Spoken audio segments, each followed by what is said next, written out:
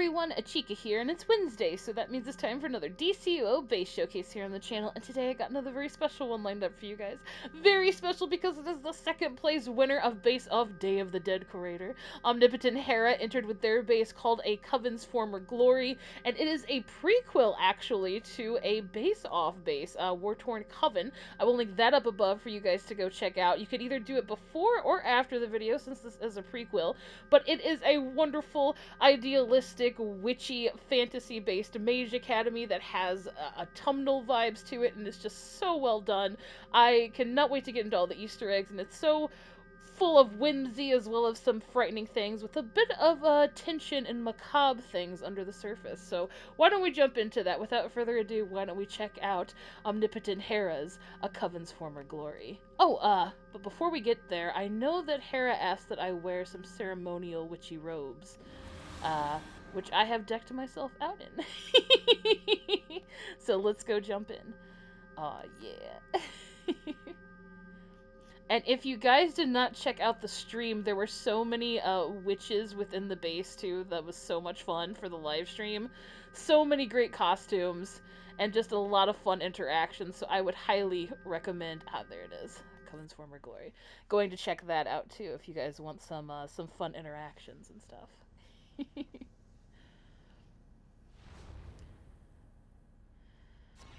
Oh yes, look at this entrance. It's gorgeous. Oh, it's so heavily immersive. Oh man.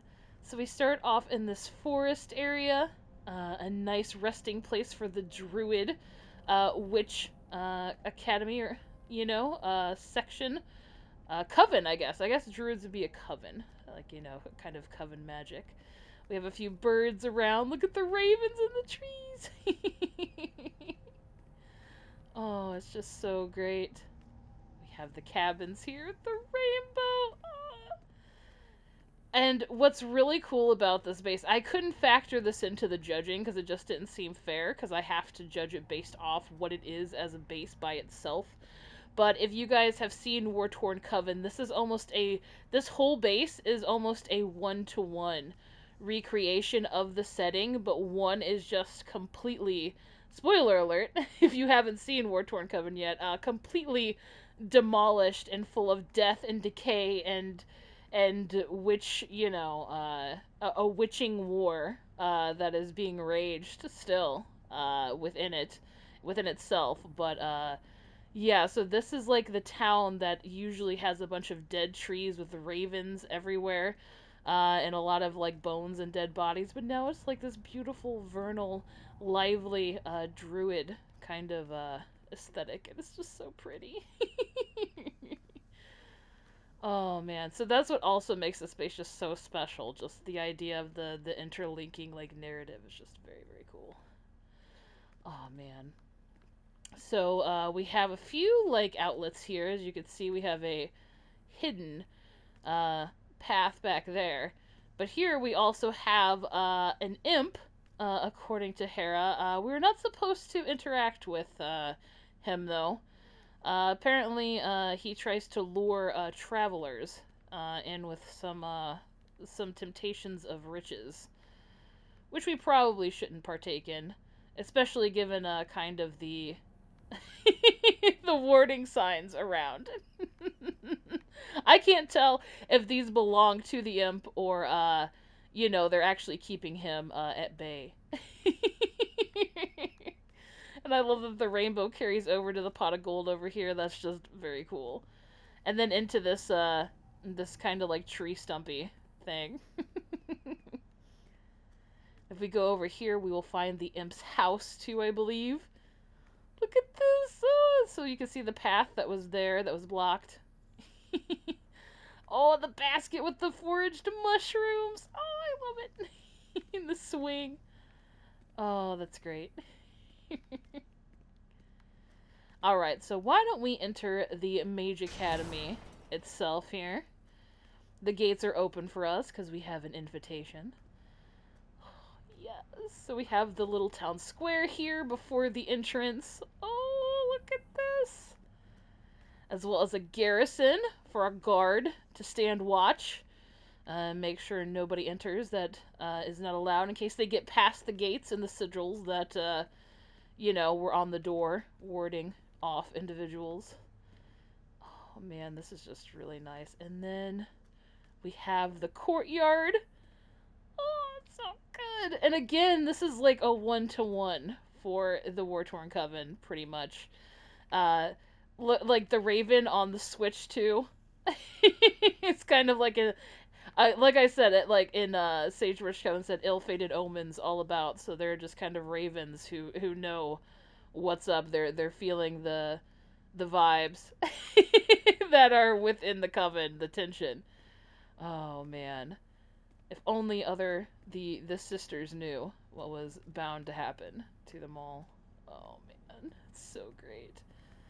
Look at this Gorgon! Oh, it's so great! Oh man. Just really fun item combos throughout. So now we're in the school itself, and we have a few utility closets. This one serves as, it looks like, some kind of soul or essence, like kind of storage.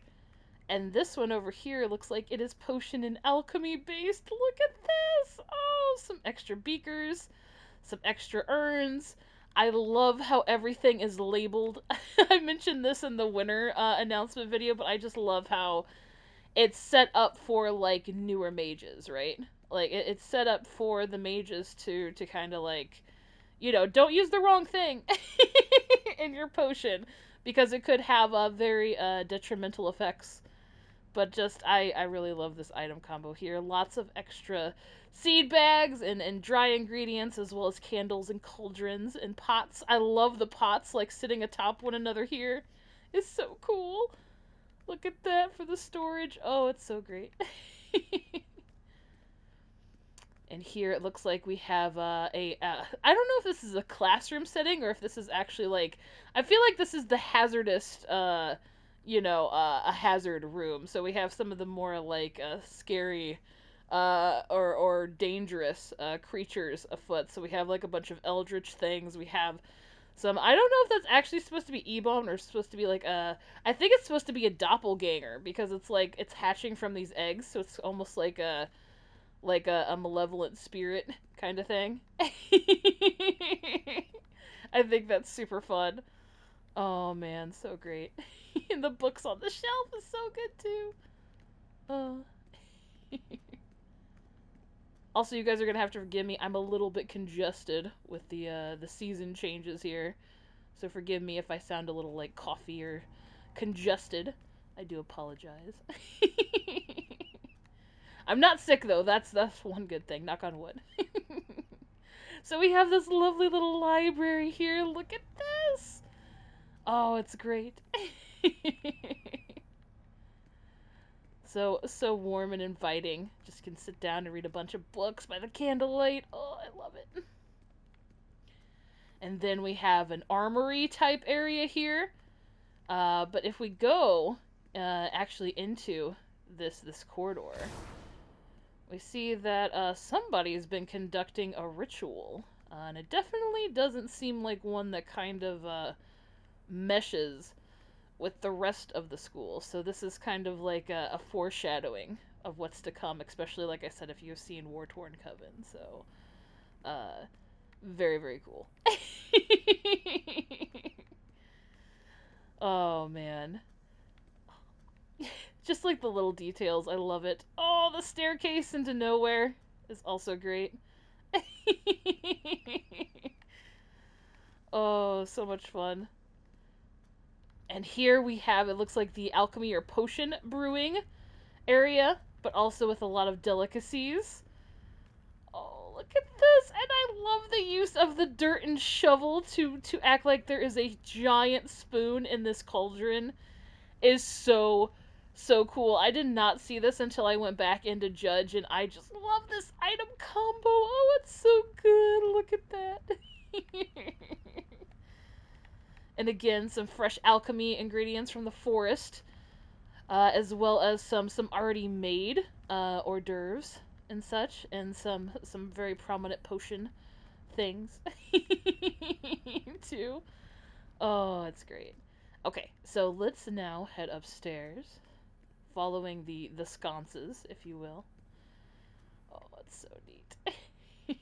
But let's check out the rooftop here. Not the rooftop, but the second floor. A bunch of old wooden bridges to lots and lots of different classrooms. Very nice. Oh, it's so great. You can see the school down below as well. Alright, so let's go into our next stop. So it looks like we have a conjuring uh, sort of a school area here, so the students can sit down and study their magic and summon different entities from beyond. Or maybe try and commune with the astral plane. Oh, that's so great. I love the use of the sigils here too. Like, and also the fact that you can like kind of like go in and out of them too, and like get to your chair to do your studying. That's great.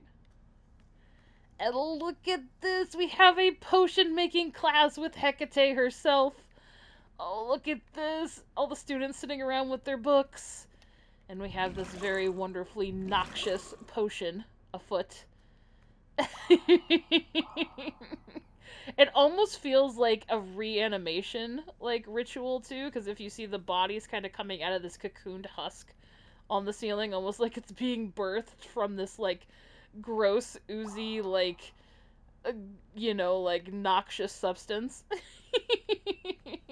And we do have like a couple of like memento mori-esque things, like a canopic jar and a skull.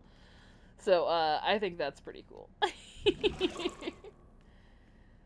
And check this out. Look at this cabinet full, this curio of, or cabinet of curiosities, I should say. Look at this! Do you see all the artifacts within? We have the flytrap terrarium, we have a bottled city, we have the kryptonites of canopic jars, a lit romantic candle, a bunch of crystals. Oh, it's just a really great use of one of these trophy racks. I love it. And we have some more like jarred, like magically infused items with the roses and more cities. And we also have the artifact there too on the bookcase. It's just a treasure trove of arcane objects, if you will. And then we have Hecate's office with Tikul. Tikul, you're being such a good girl. Look at you. And I can't like praise you as I would with as a cat because Blitz is sleeping right now, so I don't want to wake up my own familiar. Lest I be tempted away from this base tour and us plagued with meows throughout the entirety of it. But you're being such a good girl. Look at you. Oh, and I love the artifact behind the glass. Oh, it's so good. Wonderful. Oh, man. Alright. This is also very, like, plant themed, too, oriented. Because we have the plant there, we have plants here. Everything's very green. Oh, it's just great. Another little library, study nook, if you will. Oh, it's great. Alright, and now we'll head back downstairs. And even further downstairs, because I think that ended our, the middle floor as well. So let's check out the basement, aka, we'll go to the courtyard in between classrooms. Look at this waterfall trickling down, too, as we enter our second vernal area here. It's so good. Oh, look at this. We have an imp here. Oh, I guess this actually isn't an imp. This is just Mixie teaching students. We also have a pond here from our waterfall runoff. And we have a wonderfully... Oh, look at our little mushroom friend. Oh, hello, my friend. Behind the Fae tree. Oh, this is just so pretty. I love the fairy trees so much. I love the little lanterns on them. This is one of my favorite new objects that we've gotten. Like, just look how cute they are. Are you giggling? Are you giggling, you cutie pie? Oh, this is great.